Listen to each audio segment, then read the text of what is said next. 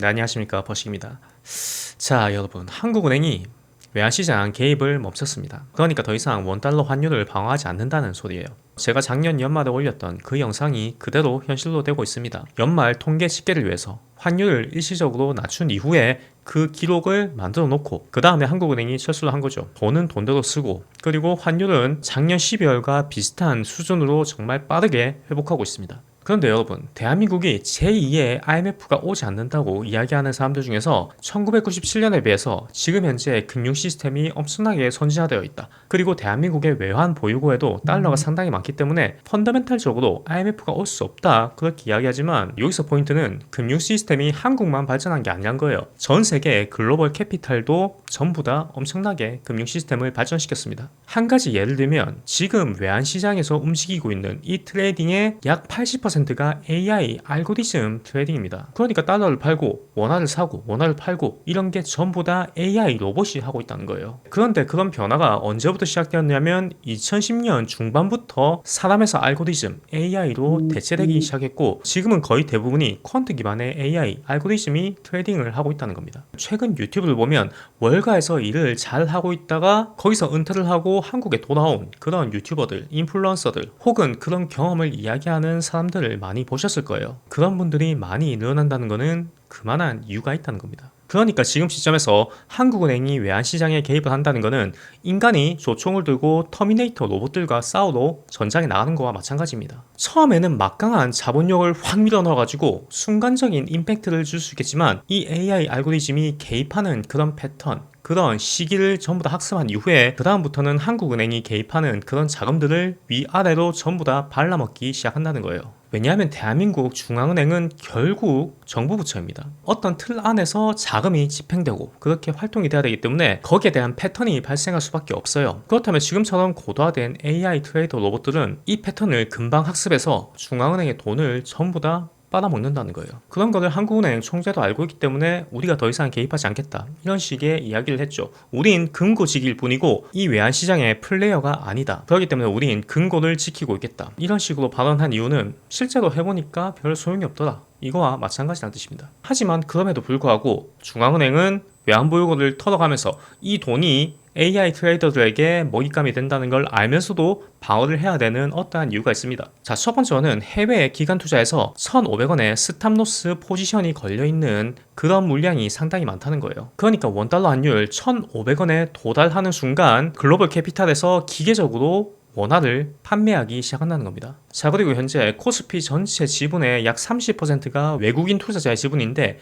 이 지분 중에서 현물 투자를 한 곳도 있겠지만 레버리지를 통해서 투자를 하고 있는 그런 투자자도 있을 거예요. 그런데 원화의 가치가 하락하고 기계적인 판매가 이루어지면서 그 하락하는 속도가 점점 더 빨라지면 이 레버리지 걸려있는 포지션에 마진콜 현상이 발생할 수 있는 겁니다. 자, 그리고 세 번째는 엔캐리 트레이드도 있지만 원캐리 트레이드도 있어요. 현재 한국은행의 금리보다 미국 금리가 더 높죠. 그렇기 때문에 원캐리 트레이드를 통해서도 어느 정도 수익을 볼 수 있는 그런 구간이 있었습니다. 물론 엔캐리 트레이드만큼은 아니지만 어느 정도 한국 원화를 이용한 그런 원캐리 트레이드 수요도 있었는데 이것 또한 환율이 올라갔을 때 원캐리 트레이드 청산이 발생할 수 있는 겁니다. 그런데 그 포지션을 우리 같은 일반인은 알 수 없지만 한국 중앙은행은 알 수 있겠죠. 왜냐하면 한국은행이 돈을 빌려줬으니까요. 그런데 최근에 나오는 뉴스, 그리고 한국은행이 대응하는 그런 자세를 봤을 때 이 1,500원이라는 환율에 정말 많은 기계적인 청산이 몰려있을 확률이 매우 높다는 겁니다. 실제로 2024년 우리 대한민국의 계엄령,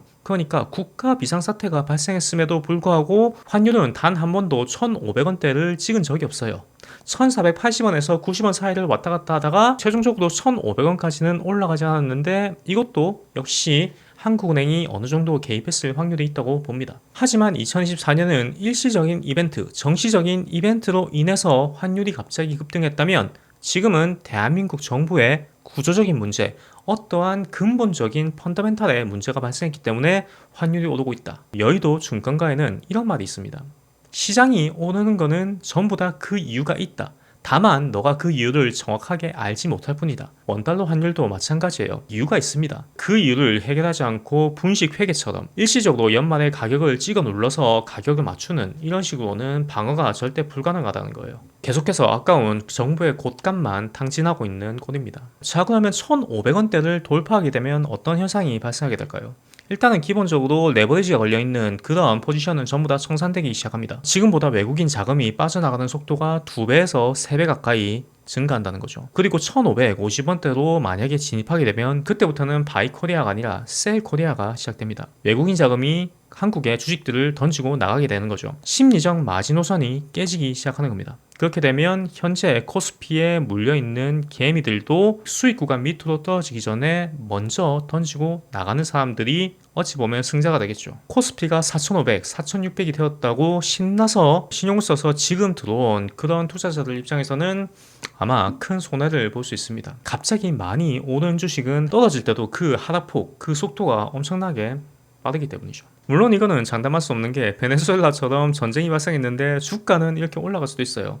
그 나라의 화폐 가치가 떨어지면서 뭐 그거는 그때 가봐야지 알겠지만 우리 한국 같은 경우에는 그 정도 상황까지는 오지 않을 것 같아요. 하지만 절대 잊으면 안 되는 게 지금 아직까지 터지고 있지 않을 뿐이지 이 밑에서 에너지가 계속해서 응축되고 있다는 겁니다. 특히나 곧 있으면 설 명절이죠. 설 명절 때 가족 친지들 만나면 야 요새 코스피가 뭐 얼만데 내가 삼성전자를 8만 원을 들어갔는데 지금 돈이 얼마가 불었다. 혹은 SK 하이닉스 내가 돈을 투자했는데 뭐 지금 2배 수익을 벌었다. 이런 이야기에 혹해가지고 설 명절 끝나자마자 뭐 있는 돈 다 끌어모으고 막 빚내가지고 코스피에 투자하고 이런 거 우리 구독자님들 절대 하시면 안 돼요. 자, 그러면 환율 방어는 우리 대한민국의 대외적인 그런 상황이라면 내부적인 상황도 한번 보겠습니다. 얼마 전에 대한민국 국방부의 예산을 정부가 미지급했다. 그런데 그럼에도 불구하고 중앙정부가 돈이 없어가지고 한국은행에 일정량의 돈을 빌려 썼다는 그런 뉴스를 보셨을 겁니다. 국방비 예산은 97년 IMF 사태 때도 밀리지 않았던 전 세계에 자주 국방을 하는 어떤 나라이든지 가장 먼저 해결해야 될 절대 끊기면 안 되는 그런 예산 중에 하나입니다. 그런데 현재 국방비 예산도 지불하기 어려운 시점에서 지금 군청 같은 지방도시에서는 어떤 일이 발생하고 있냐면 특정 시범구역을 지정해서 농어촌 기본소득을 시험하고 있습니다. 매달 15만원씩 이 지역에 살고 있는 모든 사람들에게 돈을 준다는 거예요. 그런데 그 시범지역 선정이 거기서 끝나면 괜찮은데 문제는 그 인근에 있는 다른 지역이 문제예요. 아니 청량군이든 우리든 똑같이 농사 지어가지고 입에 풀쓰기 힘든 그런 농민인데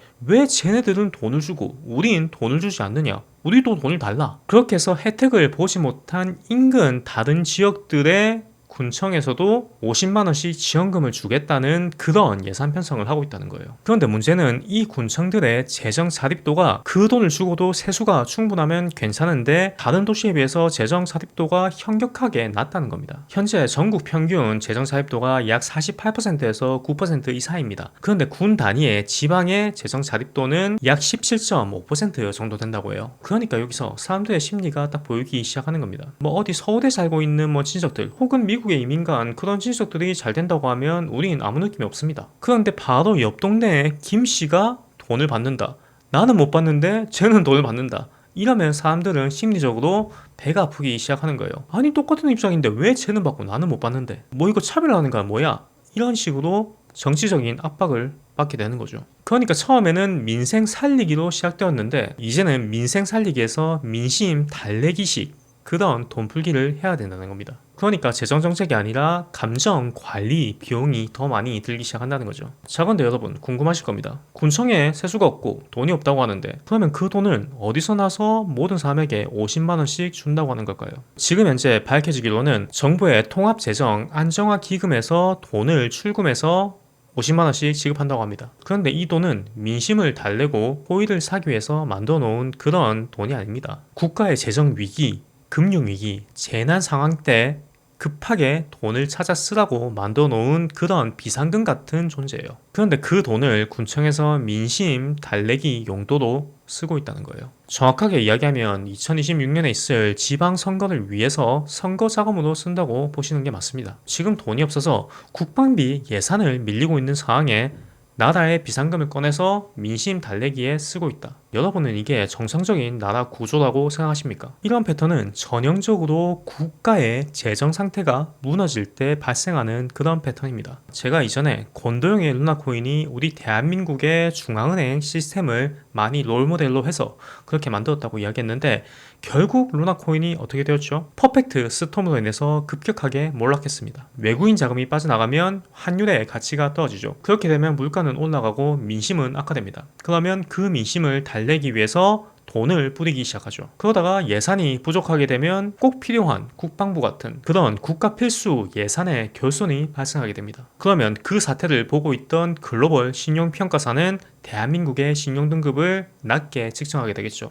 그렇게 되면 또다시 외국인 자금이 빠지게 되고 또다시 물가는 올라가고, 이게 계속해서 반복되는 악순환의 루프에 빠지게 된다는 겁니다. 자, 이렇게 제 얘기를 들은 이후에도 많은 분들이 IMF는 절대 오지 않아, 대한민국은 절대 망하지 않는 한강의 기적을 이뤄냈던 그런 나라야, 그렇게 이야기를 하실 겁니다. 물론 저도 대한민국이 절대 망할 일은 없다고 생각해요. 하지만 분명히 일시적인 고난, 일시적인 폭락은 존재할 겁니다. 그리고 지금 한국은행이 하고 있는 환율 방어, 환율 시장 개입은 대한민국 원화의 가치를 지키는 게 아니라 달러를 통해서 우리 대한민국의 수명을 그냥 조금 연장시켜주고 있을 뿐이다.